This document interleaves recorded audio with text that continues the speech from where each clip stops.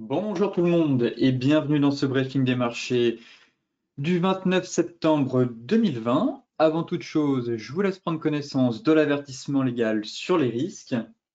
Alors avant de commencer aussi, je tenais à vous informer que je ne pourrai plus assurer notre rendez-vous hebdomadaire du mardi concernant les stratégies bourse Forex. Donc aujourd'hui, il n'y aura pas d'émission à 14 heures.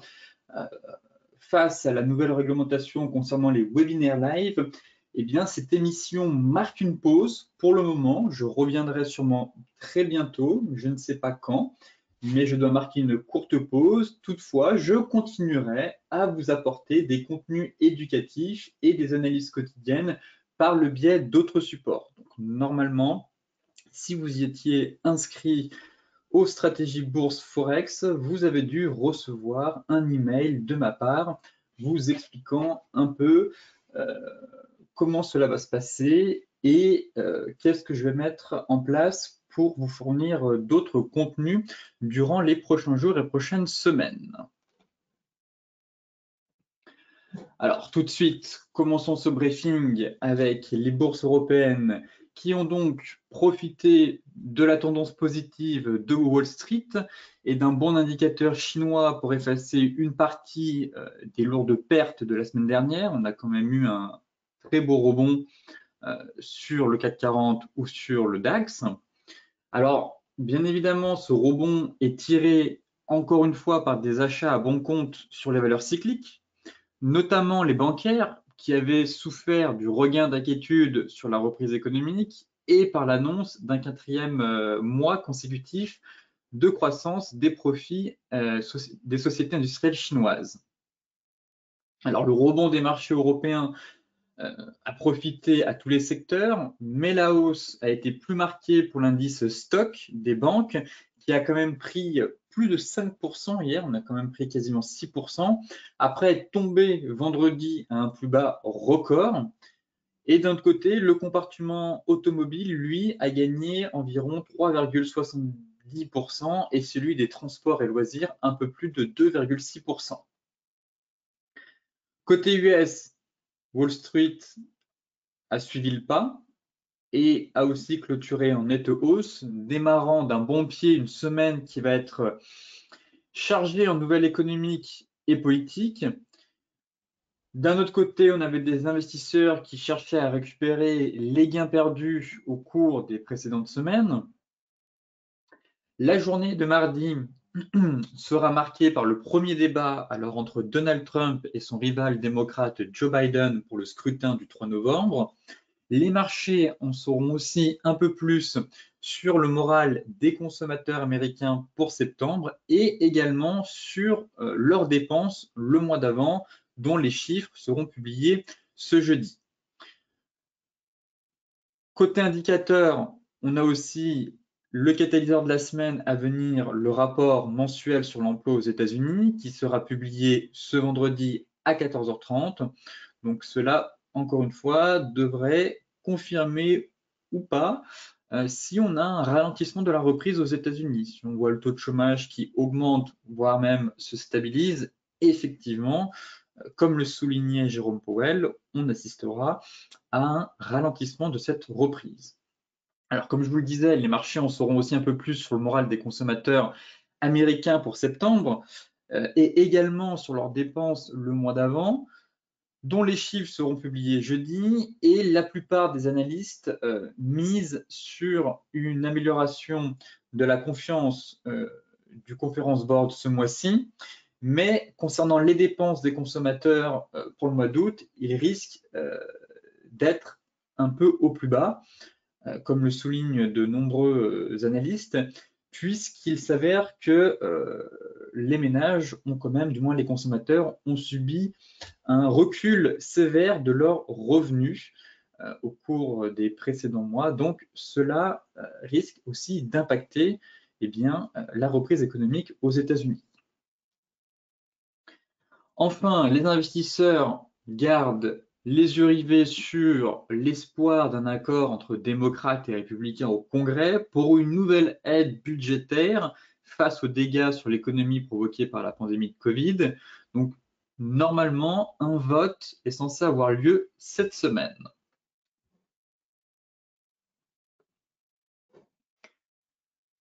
Côté macro, eh bien justement, ici, c'est l'indice Stock 600 des banques, l'indice Stock 600 des banques européennes.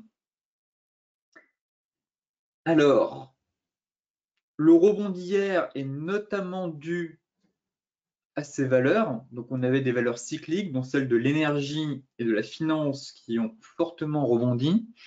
Mais d'un autre côté, quand on prend ce graphique sur du long terme, on se rend compte qu'on avait atteint un point bas. Vendredi à la clôture, on était sur un plus bas historique. Les banques sont vraiment au tapis et ne parviennent pas à se relever. On constate que l'indice européen des banques, lui, ne cesse de plonger. Même après 2009, on a plutôt eu une stabilisation dans un range. Et malgré les belles années qu'on a eues derrière, cette fameuse reprise qui a quand même, on a eu le cycle économique le plus long de l'histoire, avec quasiment 12 ans de hausse presque. Pour autant, les banques se sont jamais relevées du premier choc économique qu'on a eu suite à la crise des subprimes. Et aujourd'hui, l'indice Stoxx 600, il vaut 20% de moins que lors de la crise des subprimes. Donc, au point bas ici, on est vraiment tombé assez bas et on constate tout simplement qu'on assiste à un secteur vieillissant.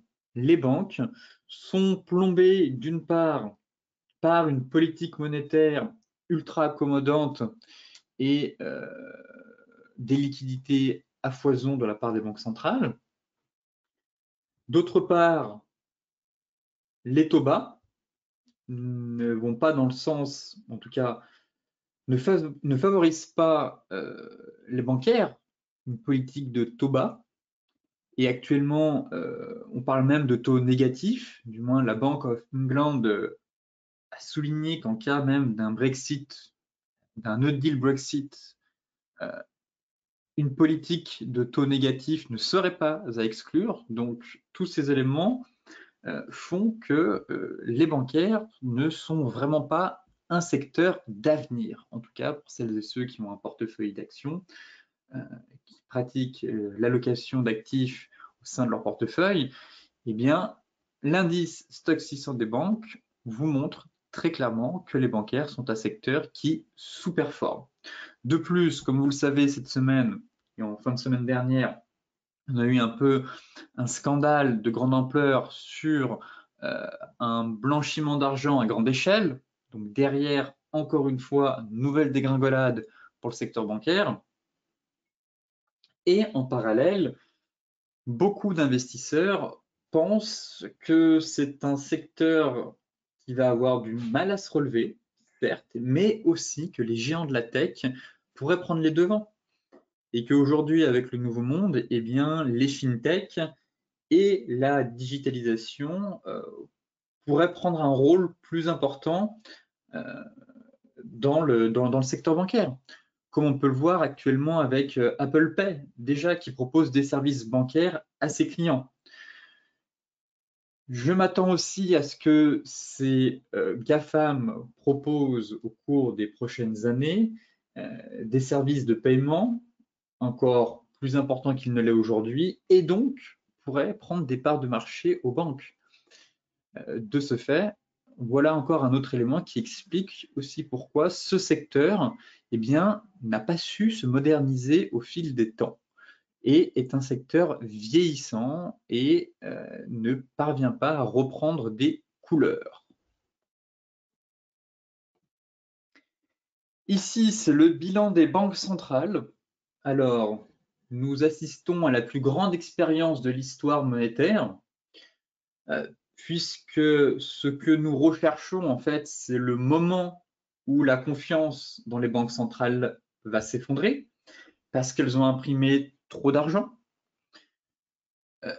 On a le sentiment que des banques centrales sont bloquées, qu'elles n'ont pas de solution, qu'elles sont obligées de garder le robinet ouvert, ce qui alimente aussi la plus grande bulle d'actifs que l'histoire ait connue, avec autant de liquidités sur les marchés, ce n'est pas forcément très bon pour la suite, ce n'est pas forcément une solution à court terme. Cela permet de gagner du temps, mais cela ne résout pas le problème, tout simplement.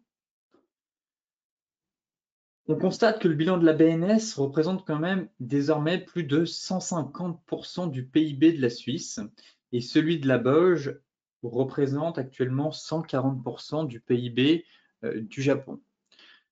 Ce qu'il faut savoir aussi, c'est que 95% de la dette au Japon est détenue par les Japonais, ce qui n'est pas le cas en Suisse, ni en Europe et ni partout dans le monde. Enfin, du moins, pas dans d'autres États en tout cas. Il n'y a que la BOJ qui pratique cette méthode.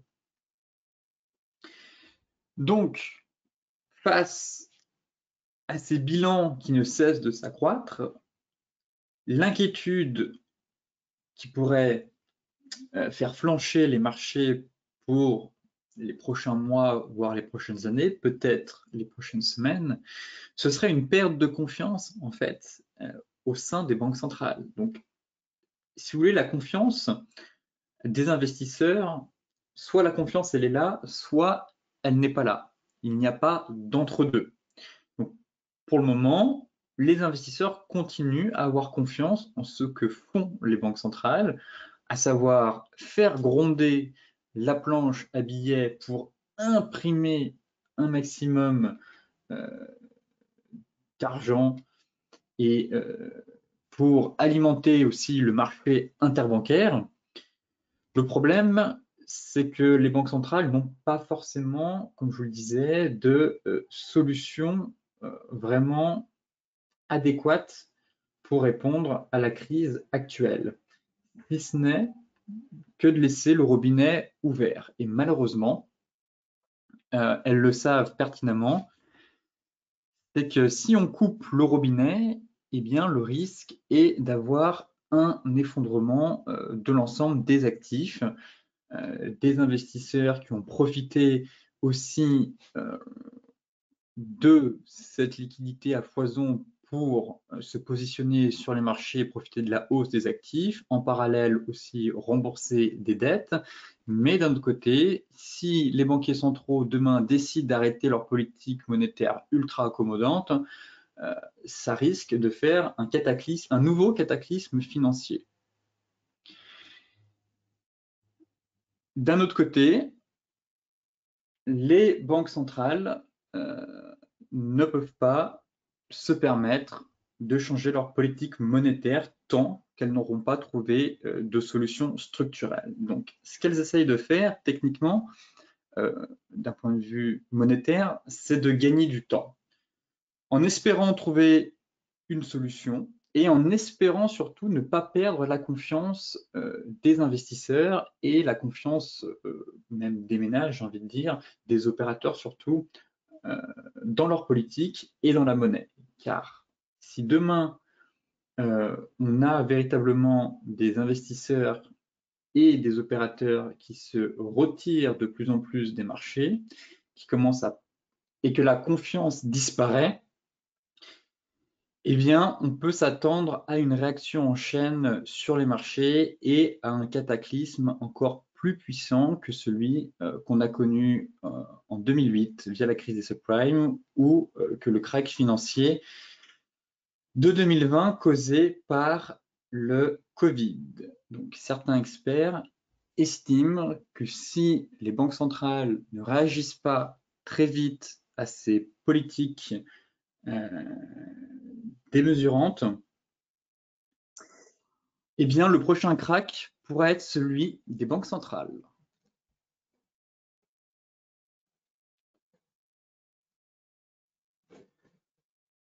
Côté technique maintenant, côté graphique, tout de suite, on va s'intéresser au CAC 40.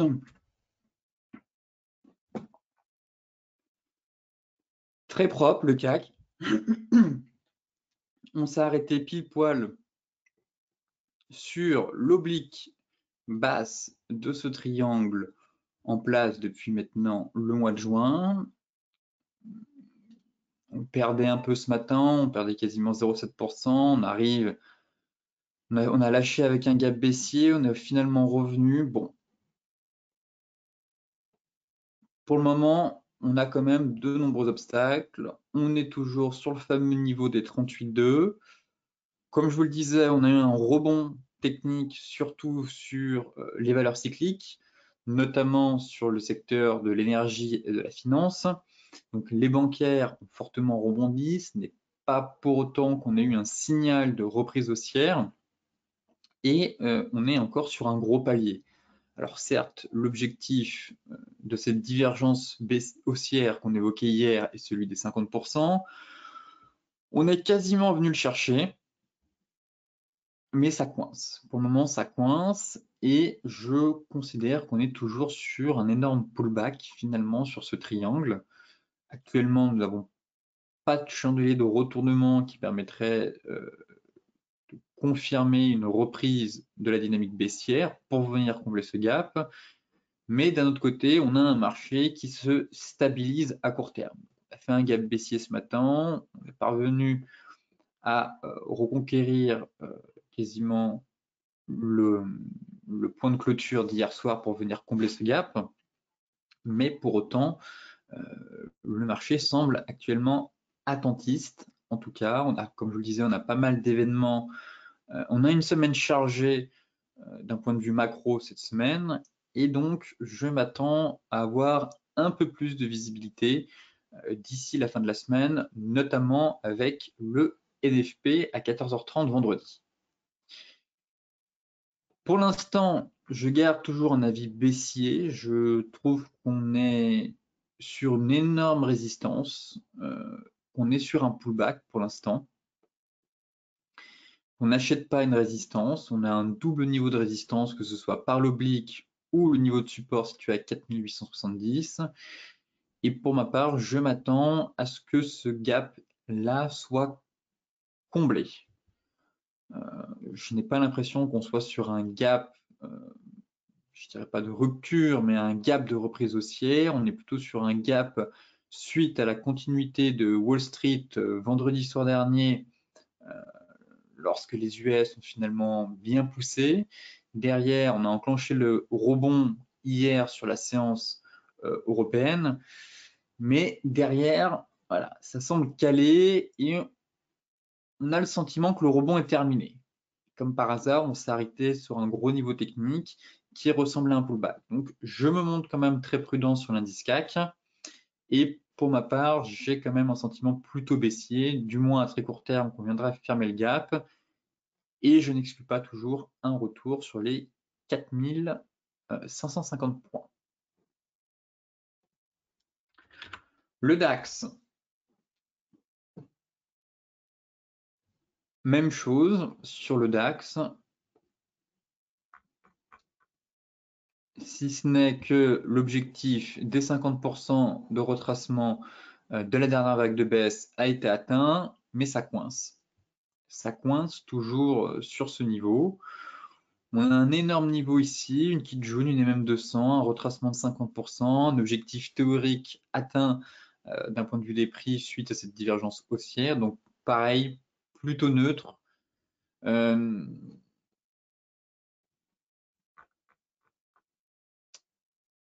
Faudrait qu'on recasse cette zone tout simplement pour repasser haussier. Mais tant qu'on est sous cette zone, plutôt un sentiment aussi encore baissier et que les marchés peuvent encore corriger, qu'il y a encore de la place pour aller chercher les niveaux de support.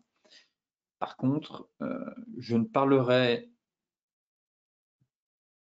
disons d'un signal haussier uniquement et seulement si le marché repasse au-dessus des 13 000 points. Voilà. Pour moi, je considère ici que les vendeurs gardent la main, qu'on assiste à un rebond technique actuellement, qu'il pourrait aussi très vite s'essouffler. Et tant que le marché ne parvient pas à refranchir à la hausse la Kijun, la MM50 et la fameuse zone en rouge juste ici, la baisse n'est peut-être pas terminée.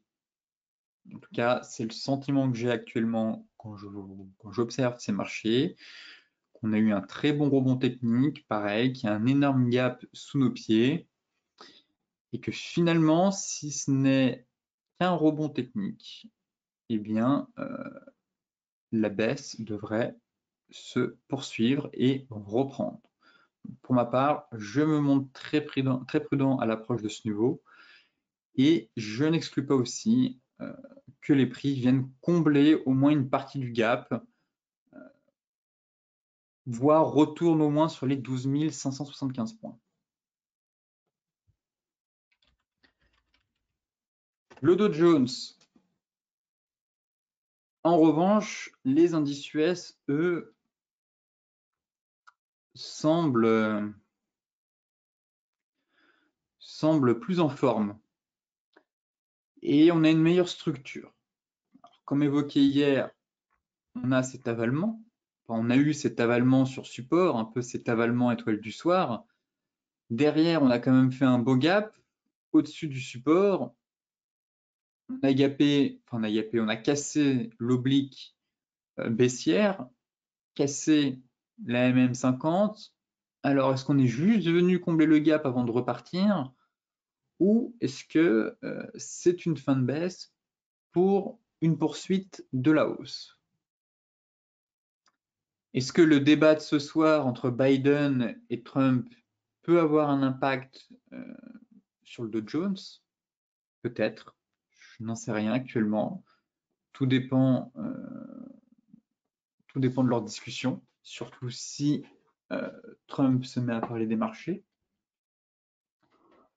Mais techniquement, on a envie de croire à un redémarrage haussier sur l'indice. En tout cas, cet avalement qui confirme aussi derrière le fameux double bottom. L'objectif serait d'aller chercher les 28 200. On va aller voir sur les futurs la dynamique, et effectivement, on est sur un pullback. On est sur un pullback. Donc, si je prends une oblique ici, voilà, vous voyez, c'est assez propre techniquement, je trouve. On pourrait presque avoir un canal même. Mais je suis plutôt haussier sur le Dow Jones. Autant sur les bourses européennes, j'ai du mal à être haussier.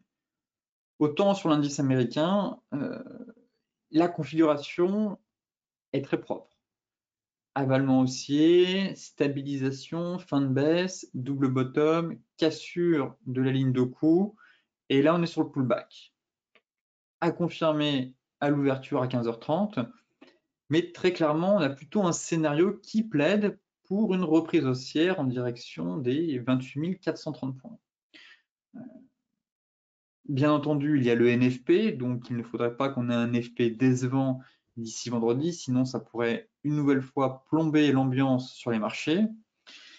Mais si d'un point de vue des prix et uniquement des prix, on constate que on a plusieurs éléments qui plaident pour une fin de la baisse et un rebond plus prolongé en direction, je pense, des 28 400, comme je vous le disais, voire 28 500 sur le Dow Jones. L'euro-dollar.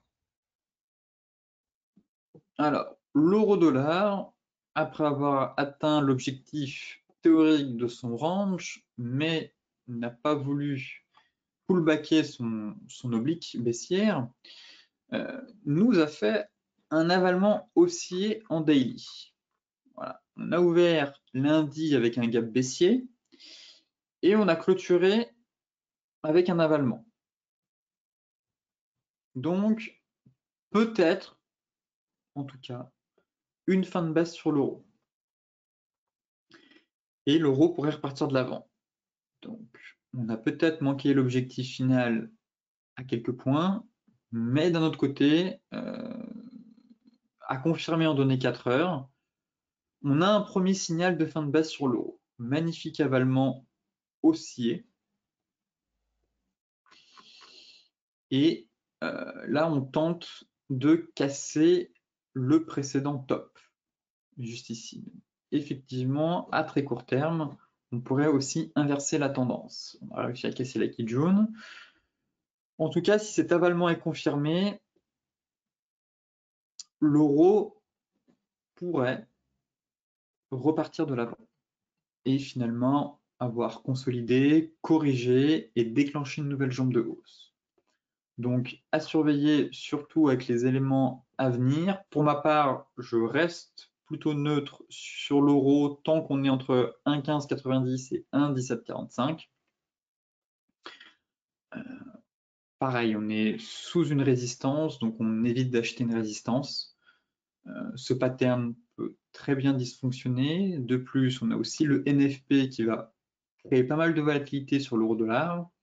Mais par contre, je repasserai haussier sur l'euro en cas de cassure en clôture au-dessus de 1,1745.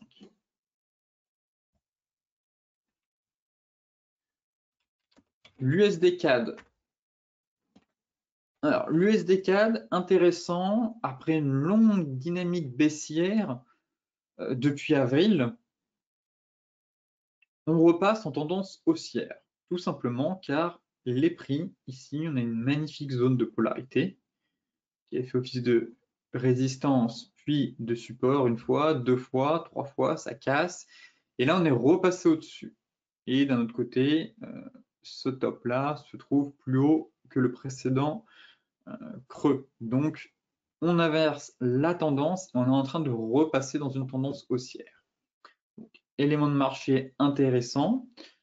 De plus, la récente chute qu'on a eue sur le pétrole et les craintes autour de l'épidémie ont renforcé le billet vert.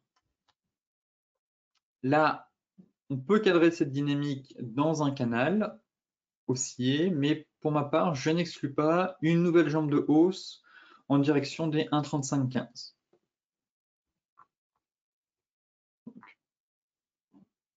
À surveiller. Ici, on n'a pas véritablement un triangle. J'ai essayé de tracer une figure, mais je ne considère pas que c'est un triangle. Éventuellement, un range de consolidation, juste ici. D'un autre côté, on est en train de casser la Kijun et donc à surveiller le fameux setup cassure Tenkan Kijun dans le sens de la tendance qui permettrait ainsi de déclencher une nouvelle jambe de hausse sur l'USD4. Tant qu'on ne repasse pas sous la zone de polarité daily, voire même mensuel, daily, voire même hebdomadaire, et que la MM50, elle, en soutient, il est préférable d'envisager des achats sur cette paire plutôt que des ventes. Alors oui, si on enfonce, on pourrait valider un double bottom, un double top, pardon, mais là, actuellement, on est dans une reprise haussière, phase de consolidation à l'intérieur d'un canal, et donc, pourquoi pas, si on est dans un range, même en une heure, voilà, essayer de se rapprocher le plus près possible du bas du range pour éventuellement profiter d'une nouvelle impulsion à venir sur cette paire. L'AUD CAD,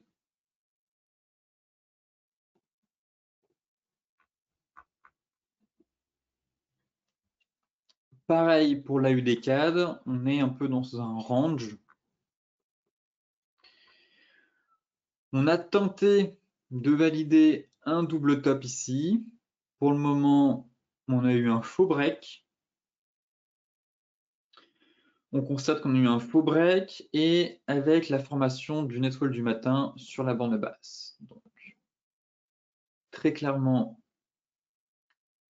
voilà. Ici, on a un range.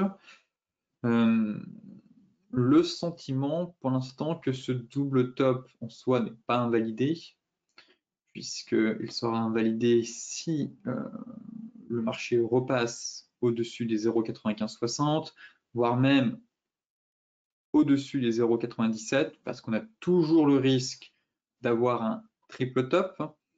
Mais en tout cas, le sentiment, surtout qu'on a eu un bear trap ici et que derrière, on forme une étoile du matin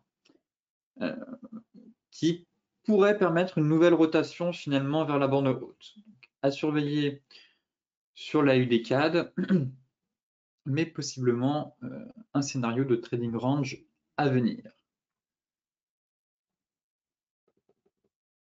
Actuellement, on reprend des couleurs, pas mal de hauteur même. Donc, prochain niveau clé, ce serait la moyenne mobile 50. Et en cas d'échec et que ça repart, effectivement, le scénario du double top serait validé. Actuellement, voilà, on est sur les 38,2, on devrait même aller chercher les 50, une partie comme ça. Mais la UDCAD pourrait délivrer un signal technique intéressant au cours de la semaine. En tout cas, surtout si on a un retour sur la borne haute du range qui permettrait de faire une stratégie de ping-pong entre les deux bornes. Par contre, si on échoue sur ces niveaux-là et qu'on repart à la baisse, dans ce cas-là, le scénario d'un double top serait à envisager et on pourrait avoir une correction plus profonde en direction des 0,9250.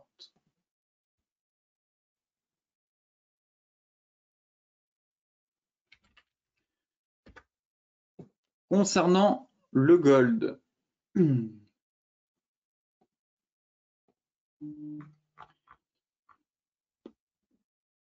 on se trouve à la croisée des chemins. Pour le moment, fin de baisse à court terme. On n'est même pas venu chercher la fameuse key June, donc je suis encore neutre sur le gold, haussier à moyen long terme. À très court terme, là pour les traders de très court terme, j'aimerais qu'on repasse très clairement au-dessus des 1919, car là être sous le nuage et sous le niveau de résistance qu'on a quand même travaillé quasiment durant un mois, j'ai du mal à être haussier.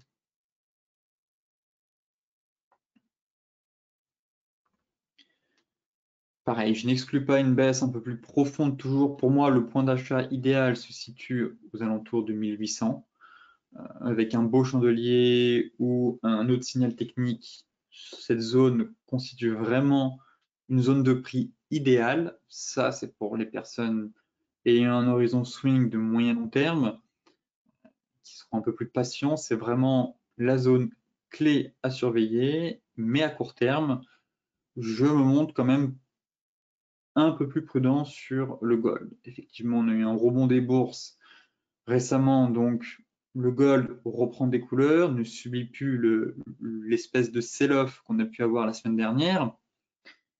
D'un autre côté, l'euro reprend des couleurs, donc pareil, le dollar cède du terrain depuis 2 jours, mais c'est pas encore confirmé. Si vous voulez, même sur l'euro-dollar, l'avalement est à confirmer. C'est pas dit que le dollar américain, lui, finalement, eh bien, continue de s'apprécier au cours des prochains jours, des prochaines semaines, ce qui pourrait donc pénaliser le gold. Pour ma part, je me montre un peu plus prudent. En trading, effectivement, ici, on a un beau double, voire même triple bottom, qui permet de mettre fin à la baisse et de relancer la dynamique. Donc oui, on a un objectif aux alentours de 1910, 1913 sur le gold, approximativement. Mais derrière, pour vraiment redémarrer et lancer une nouvelle jambe de hausse, ce serait intéressant qu'on réussisse à reconquérir et à clôturer au-dessus. Au-dessus, on pourrait même avoir un triangle juste ici. Au-dessus du fameux support qu'on a travaillé durant tout le mois d'août et une bonne partie du mois de septembre. Et seulement si on a une clôture au-dessus de ce niveau, là, on pourrait avoir une reprise haussière. Mais sinon, pareil, le sentiment qu'on est dans un rebond technique et que le métal jaune pourrait aussi subir une nouvelle vague de baisse pour aller chercher, selon moi, le point d'achat idéal. Le pétrole.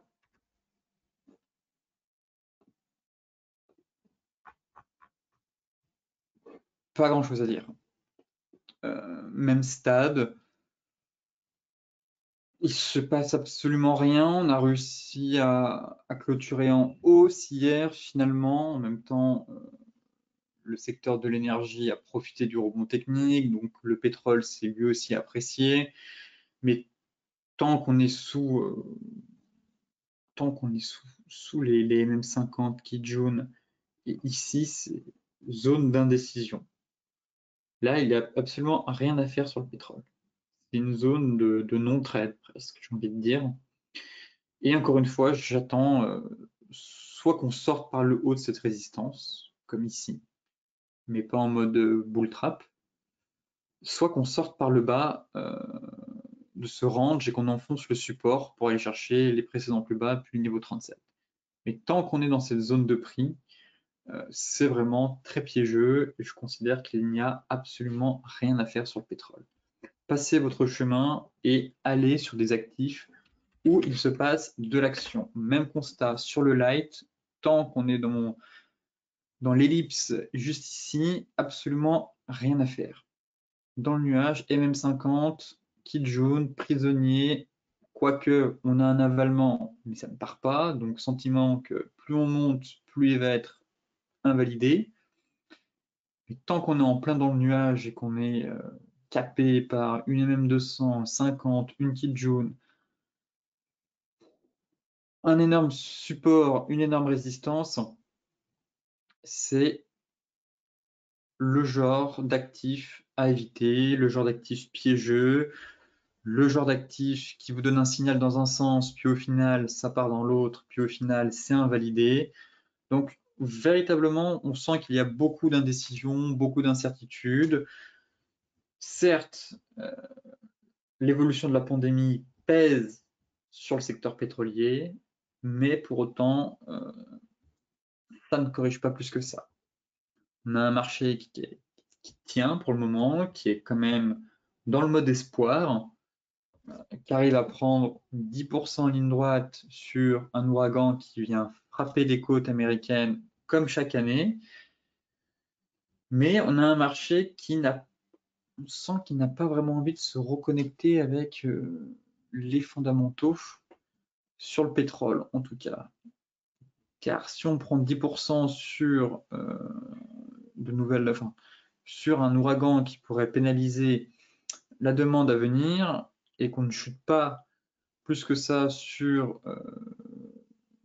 de nouveaux cas de Covid et un risque de confinement, c'est que des investisseurs sont quand même en mode espoir pour le moment. Mais si ils se reconnectent à la réalité, eh bien, ça pourrait être assez violent comme on a eu ici. Pour l'instant, phase de stabilisation, encore une fois, et pour ma part, le pétrole deviendra en tout cas intéressant si on sort au moins du nuage. Ça n'empêche pas qu'on aura un gros niveau de support ici, ou même un gros niveau de résistance, mais là, pour l'instant, voilà, il y avait un gros mouvement à faire à la baisse ici, à la hausse, mais depuis une semaine, restez à l'écart du pétrole, puisque ce n'est pas un marché très intéressant, en tout cas, à trader. Pour terminer, le Bitcoin qui cale une nouvelle fois sur les 10 900 et ça se stabilise. C'est vrai que ça semblait bien parti hier. On était en train de break les 10 009. Finalement, les vendeurs se montrent présents. Quasiment ce sentiment qu'on a eu ici, plusieurs séries de chandeliers japonais, pas très beaux, on va dire, puisque c'est plutôt des chandeliers de retournement, hein, que ce soit des doji, un pendu, une étoile filante. On est toujours dans le range. Pour le moment, ça tient. mais on sent que le marché manque de carburant, très clairement. Pour ma part, le pivot de la semaine, c'est les 11 000. On a une résistance, comme je vous le disais, dans le range. Très clairement, c'est à 10 900. On voit qu'on a calé dessus hier, donc on pourrait aussi avoir de nouveau une nouvelle rotation vers la borne basse. Mais là, on est au milieu de nulle part. On est au milieu du désert. On n'est pas sur un niveau très intéressant. Pour ma part, soit on se positionne à l'achat vers les plus bas en direction des 10 100, 10 100, 10 000, allez, 10 000 $, le seuil psychologique prieront. Sinon, d'attendre la cassure des 11 000 pour avoir là un signal de reprise haussière et valider un double bottom pour aller chercher les 12 000 points.